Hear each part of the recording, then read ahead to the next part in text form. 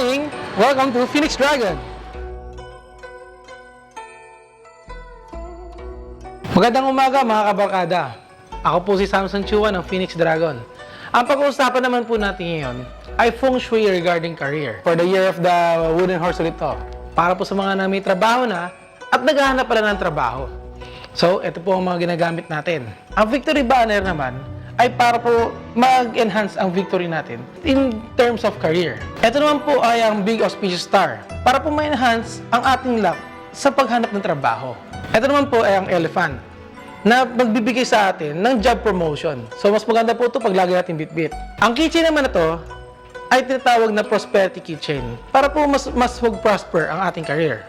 So, sa career natin, mas maganda kung personal ang dala natin. So, lagi natin bit-bit o lagi natin suot, which is bracelets. Ang bracelet na ginagamit natin ay more on nasa blue side at yellow. Meron po tayong aquamarine na ginagamit ng mga job seekers para po ma-enhance ang kanyang communication skills sa mga interview.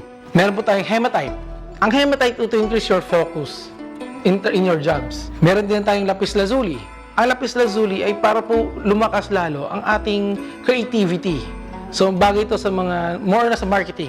Ito naman pong sodalite, which is the blue crystals, ay maganda naman to for enhancing your intuitions. At para po naman sa mga mahina ang loob sa naghahanap ng trabaho, ang bagay po na suotin natin ay ang tiger eye. Dahil ang tiger eye ay nagbibigay courage sa atin para po mas lumakas ang loob natin sa paghanap ng trabaho.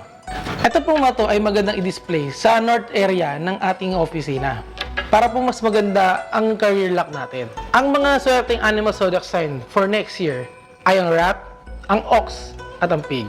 Sana po ay may nakuha kayong mga tips regarding sa career. So para po sa naghahanap ng trabaho, good luck po sa inyo.